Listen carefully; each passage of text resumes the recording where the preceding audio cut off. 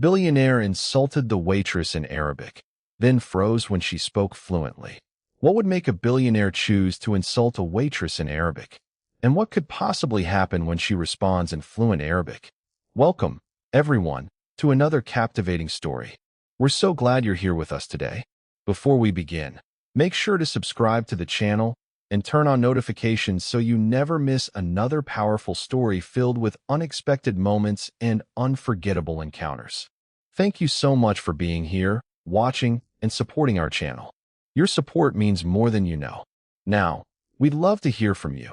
How would you react if someone spoke to you in another language, assuming you couldn't understand them? With that in mind, let's step into today's story and discover how this extraordinary encounter begins. Elias Mercer thought the safest person in the room was the woman nobody had bothered to notice. He was wrong. At 8:47 on a Thursday night, beneath amber chandeliers in one of Manhattan's most exclusive private dining rooms, a $420 million international partnership was seconds away from collapsing, and the first person to understand why was a black waitress holding a silver coffee pot. Elias leaned back in his chair, one hand resting beside a crystal water glass, his tailored navy suit catching the candlelight. Four Gulf investors sat across from him, their leather portfolios open beside plates of saffron-roasted sea bass and lamb. Their phones were face down. Their expressions were careful, the kind of careful that meant millions of dollars were being discussed without anyone wanting to appear impressed by the number. Elias had spent 18 months getting them to this table. Tonight was supposed to be the final dinner before signatures. He had rehearsed every sentence. He knew which joke would loosen the room, which number would create urgency, which silence would make the investors feel they were receiving something rare. He had also decided that speaking a little Arabic would impress them. What he had not calculated was the woman standing beside his shoulder. Nia Okafor was pouring cardamom coffee into a porcelain demitasse when Elias looked at her uniform, then at her face, and made the mistake that would cost him far more than his dignity. He spoke in Arabic, quietly, casually, cruelly. "She looks like decoration," he said, smiling at the men beside him. "Just another pretty face carrying plates. She probably doesn't understand a word." One investor's eyes dropped. Another's mouth tightened.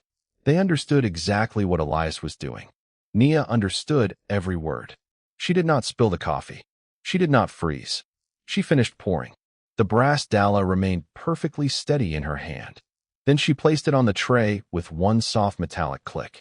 She turned toward Elias and answered him in flawless Arabic. "If you are going to discuss a woman as though she cannot understand you, Mr. Mercer, at least make sure your grammar is correct." The room stopped breathing. Elias's fingers tightened around his water glass. One investor slowly lowered his fork. Another looked directly at Nia for the first time that evening. The oldest man at the table, Kareem Al-Haddad, leaned forward. "You speak Arabic?" he asked. Nia answered him in the same language, with the formal register used in diplomatic and executive settings. "Yes, sir." Kareem looked at Elias, then back at Nia. "Where did you learn it?" Nia gave a small, polite smile. "Long story." Elias laughed once, but there was no humor in it. Apparently, he wanted the room to move on. He wanted the embarrassment to become a joke.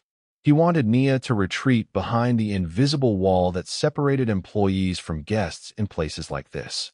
Instead, she lifted the dessert menu and asked whether the table would like coffee refills before the pistachio cake. It was such an ordinary question that it became devastating. She had not shouted. She had not insulted him. She had not demanded recognition. She had simply refused to become smaller. Elias stared at her, trying to understand how a woman in a black service uniform had suddenly become the most composed person at his table. Then Kareem asked another question in Arabic. Nia answered. A second investor joined.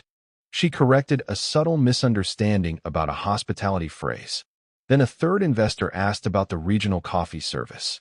Again, she answered. Every response was precise. Every sentence was measured. And slowly, almost invisibly, the room began to change. Because Elias had made one mistake after another. First, he assumed Nia was invisible. Then he assumed she was uneducated. Then he assumed her language skills were decorative. And finally, Without realizing it, he had placed the most dangerous person in the room on his own side of the table. Not dangerous because she wanted revenge. Dangerous because she could see what he could not. The evening had not started with the insult.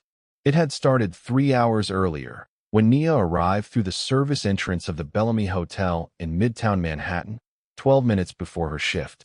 The service corridor smelled of coffee, bleach, warm bread, and the faint metallic scent of the freight elevator. She hung her coat in the narrow locker assigned to her, checked the small mirror above the sink, and tightened the knot of her black apron. Her shoes were polished. Her uniform was pressed. Her hair was gathered into neat braids that rested against the back of her neck. She checked the name tag.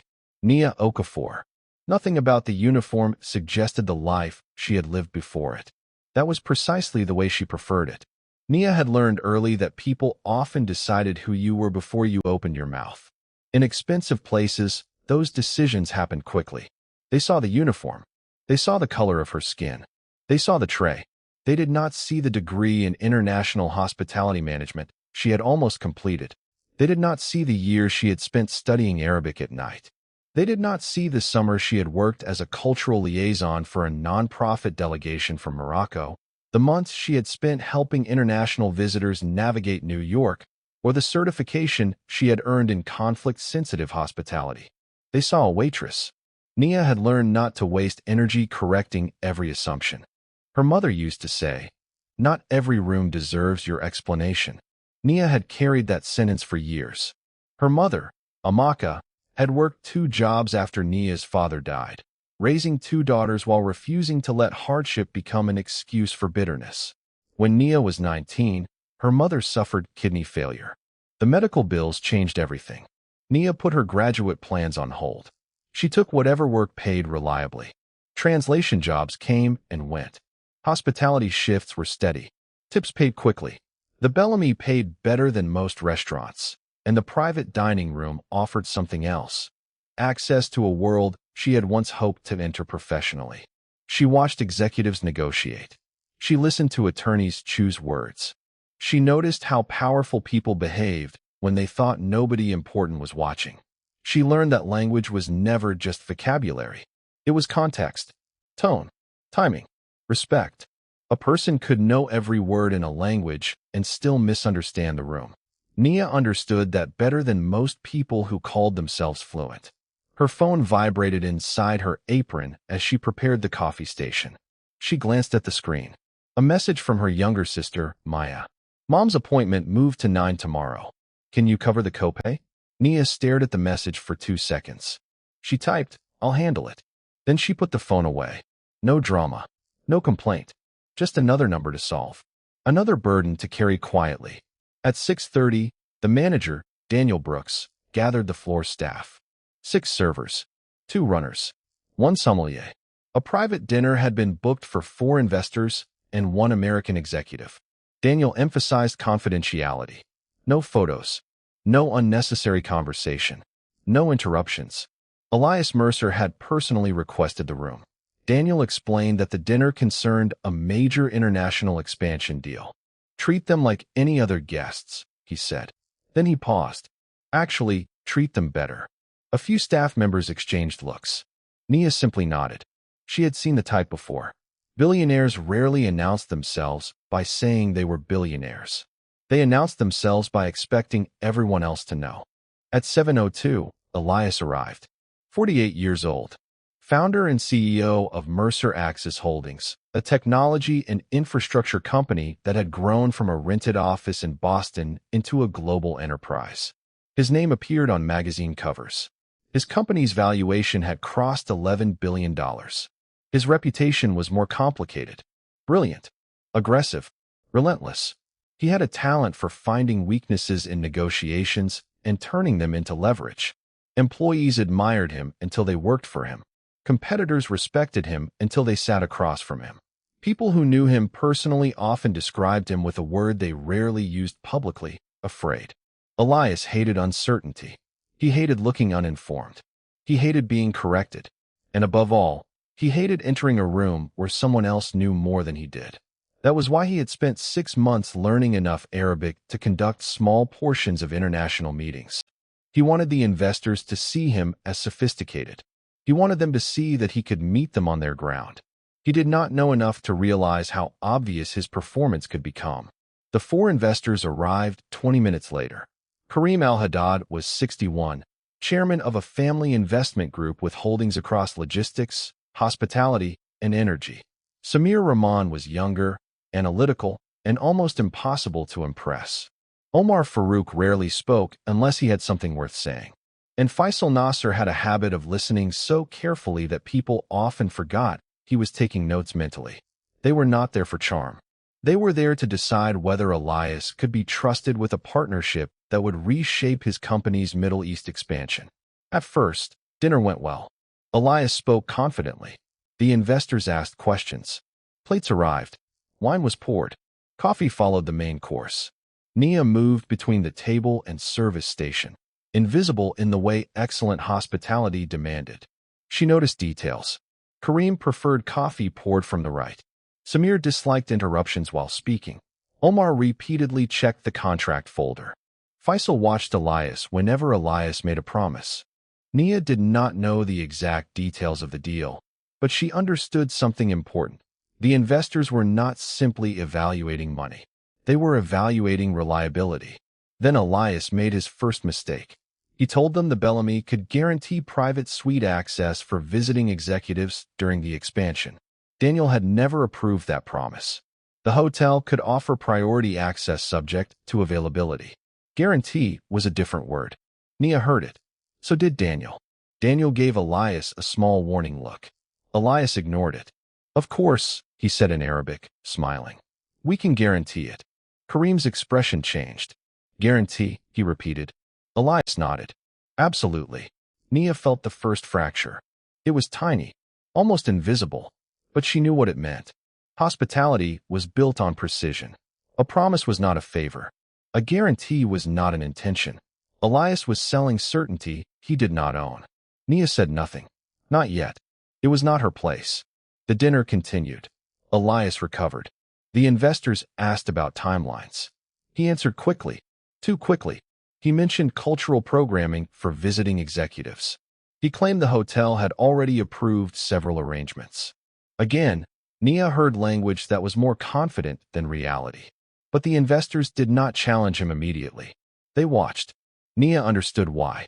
People at that level rarely interrupt a person simply because they are wrong. They wait to see whether the mistake is isolated or structural. Then came 8:47. The coffee service. The insult. The Arabic sentence that Elias thought would disappear into the room. Instead, it became the first crack in his armor. When Nia answered him, Elias looked almost offended that she had violated an assumption he had never said aloud. Where did you learn Arabic? He asked in English. Here and there, she said. That's not an answer. Nia looked at him calmly. It was the answer you asked for. One of the investors smiled. Elias did not. You should be careful, he said. Nia met his eyes. I am. The manager approached then. Daniel had seen enough to know something had happened, but not enough to know what. He arrived with the polished smile of a man trying to prevent a five-star restaurant from becoming a courtroom. Is there a problem here? Elias answered first. There was a misunderstanding. Your waitress decided to correct a private remark. Daniel looked at Nia. Did you interrupt the guest? The question landed hard. Not what did he say? Not why did you respond? Did you interrupt the guest? Nia knew the answer could cost her the shift. He addressed the table, she said. I answered respectfully. Daniel's jaw tightened. Come with me. Nia set down the tray. She followed him into the service corridor. The music disappeared. The private room's amber glow gave way to fluorescent light. Kitchen noise rushed in. Pans, plates, printer tickets, running water. Reality. Daniel closed the office door. What happened? Nia told him. Exactly. No exaggeration. No accusation. She repeated Elias's Arabic sentence and translated it. Daniel rubbed his forehead. You understand who that is? Yes. And you still answered him? Yes. Why? Nia looked at him. Because he thought nobody around him deserved the truth. Daniel stared at her. You're making this difficult. I know. He sighed. I'm taking you off the floor for the rest of the night. That hurt. Not because she was ashamed, because she had counted on the tips. Tomorrow's copay flashed through her mind. She nodded. Understood. She stepped out of the office. She had made it 6 feet toward the lockers when a young runner hurried after her. Nia. She turned. The private table wants you back. Daniel appeared behind him. Who? Mr. Al-Haddad. He asked specifically for her. Daniel's face changed. Why? The runner swallowed. He said she understands the coffee service better than anyone here. Nia looked toward the dining room. Elias had not expected that. Neither had Daniel. The manager hesitated. Then he handed her the tray. Only the coffee presentation. Nia took it. Okay. Before returning, she stepped into the narrow break alcove and called her sister. How is Mom? Maya answered. Sleeping. The appointment is still at 9. I sent the money. Nia, you didn't have to. I know. She paused. I wanted to. She ended the call. On the shelf beside the linen stock sat the small vocabulary card she used during breaks. Arabic on one side, English on the other. Formal hospitality phrases, regional customs, contract language. She slipped it into her apron. Then she walked back into the private room. Elias watched her enter. His expression was unreadable. Kareem nodded toward the empty chair beside the coffee service. Please explain something, he said in Arabic. Nia listened. He was asking about the difference between a courtesy arrangement and a guaranteed reservation. She explained it. Samir joined. And what about executive access? Nia clarified the hotel's actual policy. Elias shifted in his seat. That is not necessary. Kareem looked at him. It is. The room became colder. Elias had spent millions building a reputation for control. Now a waitress was explaining the details of a promise he had made. He tried to recover. There was a language issue. Nia looked at him. There was a language issue, but not the one you think. Everyone turned toward her. She continued in Arabic. The concern is not your pronunciation. It is the difference between what was promised and what can actually be delivered. Elias went silent. Kareem asked, can the hotel guarantee what he told us? Nia answered honestly. No, Elias's face hardened. You are overstepping. Nia did not move. I am answering the question. Samir opened the contract folder. This matters. Omar looked at Elias. You told us the hotel had approved the arrangement. Elias hesitated. I was told it would be possible. Nia spoke quietly. Possible and approved are different. That sentence changed everything. The investors began reviewing the deal terms. One of them found another discrepancy. A regional executive hospitality package had been described as confirmed. It was actually subject to a separate approval process. Another clause contained a similar ambiguity. The numbers were not fraudulent. The deal was not a scam. But the language created risk. Enough risk to make the investors pause a $420 million commitment. Elias tried to argue that the differences were administrative. Kareem shook his head. In our business, language is material. Nia stood silently beside the table. Then she noticed something nobody else had. On the final page of the draft agreement, a footnote referenced an exclusive executive accommodation guarantee. The wording was inconsistent with the hotel's policy. She recognized the phrasing. It had appeared earlier in an email she had translated for a visiting delegation. The phrase had been used by a consultant who was no longer with the hotel. Nia remembered the name. Mr. Mercer, she said. Elias looked up. What? Where did this wording come from? He glanced at the page. Our legal team. Nia pointed to the footnote. That language was used in a preliminary hospitality proposal 6 months ago. It was withdrawn. Elias's expression changed. How would you know that? Nia held his gaze. Because I translated the original document. Silence. Samir looked at her sharply. You translated it? Yes. For whom? The Bellamy's International Relations Office. Kareem closed the folder. Then perhaps we should ask the person who actually knows the history of this document. Elias sat back. For the first time, he was no longer trying to dominate the room. He was trying to understand it. Why didn't you say this earlier? Nia answered. Because nobody asked. That was the second reversal. The first had been linguistic. The second was professional. Elias had assumed he was embarrassed by a waitress. He was actually being corrected by a trained specialist who had been standing beside him for hours. The investors asked Nia more questions. She answered only those within her knowledge. When she did not know something, she said so. That honesty impressed them more than the language itself. Kareem asked her opinion of the cultural hospitality plan. Nia hesitated. You are not paying me to design it. Kareem smiled. I am asking anyway. So she answered. She explained why some proposed experiences would feel performative rather than respectful. She explained how regional hospitality differed from what American executives often imagined it to be. She explained that respect was not created by placing expensive decorations on a table. It was created by listening before designing the experience. Omar nodded slowly. That is exactly what we have been trying to tell your CEO. Elias looked at him. My CEO? Omar smiled faintly. Tonight, I am not sure which of you has been running the meeting. The room almost laughed. Even Elias almost smiled. Almost. But the tension remained because the deal was still in danger. Kareem stood. We are not signing tonight. Elias's face fell. Kareem, we are not walking away. Kareem continued. But we are pausing. He looked at Nia. Because she found a problem before we found it. Elias said nothing. Kareem turned back to him. Your company has talent. But talent without judgment becomes expensive. The investors gathered their portfolios. Nia stepped back. She expected them to leave. Instead, Kareem approached her. He extended his hand. Thank you. Nia shook it. You're welcome. He lowered his voice. You should not be standing behind a coffee tray. Nia gave a small smile. Tonight, I was exactly where I needed to be. The investors left. The room emptied slowly. Daniel stood near the doorway, stunned. The other servers returned to work. The piano resumed. Plates moved. The restaurant breathed again. Elias remained seated. He looked at the untouched dessert, then at the empty doorway, then at Nia. Stay a moment. Nia was tired. I have side work. I know. She waited. Elias stood but stopped several feet away.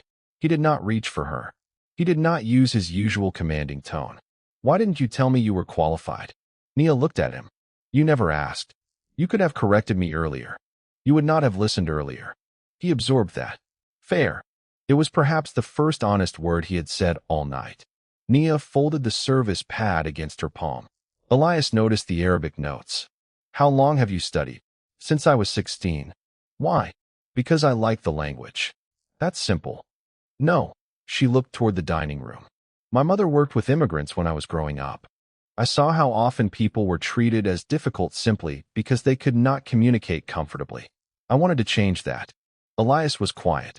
And you studied hospitality management? Yes. Why are you serving coffee? Nia looked at him. Because life is expensive. The answer was so simple that he had no defense against it.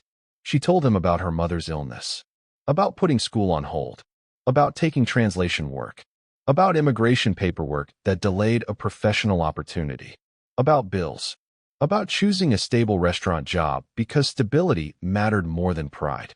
I stayed invisible, she said, because sometimes visibility is expensive.